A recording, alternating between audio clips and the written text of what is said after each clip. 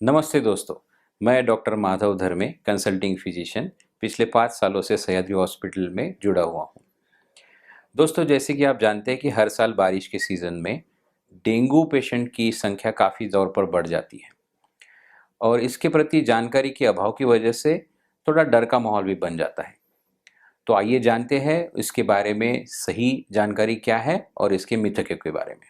दोस्तों, डेंगू एक वायरल प्रकार की बीमारी है, यानी कि डेंगू वायरस की वजह से डेंगू बुखार चढ़ता है।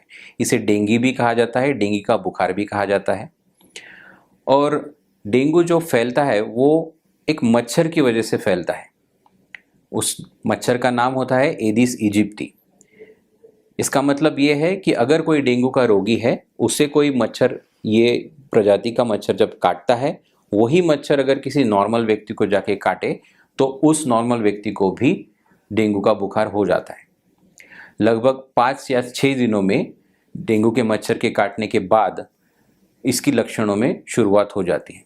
डेंगू के आमतौर पर प्रमुख लक्षण ये होते हैं, जैसे कि बहुत ज़्यादा बुखार आना, सर में दर्द होना, आँखों में दर्द होना, पूरे बदन में कंपकपी छूटना, पूरे बदन में दर्द होना, ये आमतौर पर इसके लक्षण होते हैं। इसके अलावा थोड़े गंभीर स्वरूप के लक्षण, जैसे कि नाक में से खून आना, मसूड़ों से खून आना, चक्कर आना, ये भी लक्षण दिखाई दे सकते हैं। दोस्तों, आप जैसे सभी लोग जानते हैं कि डेंगू की बुखार में प्लेटलेट नाम की कोशिकाएं, यानी कि प्लेटलेट सेल्स खून में से कम हो जाती है। प्लेटलेट पेशियों का मुख्य जो रोल होता है शरीर में, वो ये होता है कि अगर कहीं पे खून का बहाव होने लगे तो उसे रोकना, यानी कि ब्लड क्लॉटिंग में प्लेटलेट सेल्स का काम होता है। इन प्लेटलेट पेशियों की संख्या अगर बहुत ही ज़्यादा कम हो जाए तो आपके शरीर में कहीं भी ब्लीडिंग, यानी कि रक्तस्राव हो सकता है, जैसे कि आंत यानी इंटेस्टीन या फिर यूरिन। दोस्तों, प्लेटलेट कोशिकाएं कम होना ये एक ही डेंगू की तीव्रता का लक्षण नहीं है। इसके अलावा भी आपको आपका बीपी, ब्लड प्रेशर कम हो जाना, आपको चक्कर आना, पेट में दर्द होना, यह भी गंभीरता के लक्षण हो सकते हैं। यदि आपके शरीर की प्लेटलेट कोशिकाओं का काउंट 20,000 प्रति माइक्रोलीटर से कम जाता है तो आपके डॉक्टर आपको ऊपर से प्लेटलेट चढ़ाने की सलाह दे सकते हैं, यानी कि ब्लड बैंक में से प्लेटलेट कॉन्सेंट्रेट के पाउच बुला के रोगी को चढ़ाए जाते हैं। यह प्लेटलेट का ट्रांसफ्यूजन करना, ये आपके होने वाले ब्लीडिंग के रिस्क को, यानी कि रक्तस्राव की संभावनाओं को कम करने का एक अस्थायी इलाज है, क्योंकि आने वाले 12 या 24 घंटों में जो कोशिकाएं आपको चढ़ाई गई है वो भी नष्ट हो सकती है। इन कोशिकाओं को बढ़ाने के लिए ऐसी कोई दवा नहीं है, ऐसा कोई संशोधन नहीं है कि ये अचानक से बढ़ जाए, या फिर जैसे कहा जाता है कि पपीते के पत्तों का रस या फिर कीवी फल खाने से बढ़ता है, ऐसा भी कोई संशोधन अब तक तो हुआ नहीं है। इसलिए आपके पेशेंट को ऑब्जर्वेशन में एडमिट रखना, इसके अलावा और कोई भी इलाज उसके ऊपर नहीं होता।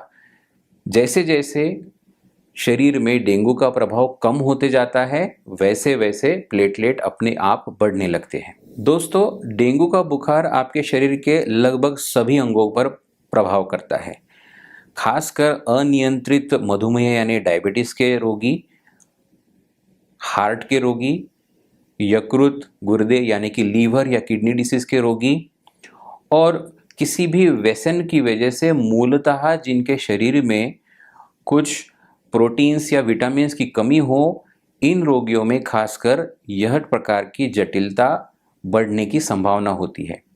लेकिन दोस्तों, याद रखिए, यह जटिलता निर्माण होना या फिर पेशेंट सीरियस होना डेंगू में, इसका प्रमाण काफ़ी कम है, इसलिए डेंगू से ना डरें। अगर आपको बुखार और सिरदर्द हो और आपके प्लेटलेट कोशिकाओं की संख्या कम होने का रिपोर्ट आए, या फिर डेंगू का रिपोर्ट आपका पॉजिटिव हो, इसका मतलब हर उस मरीज ने एडमिट होना चाहिए, ऐसा नहीं है।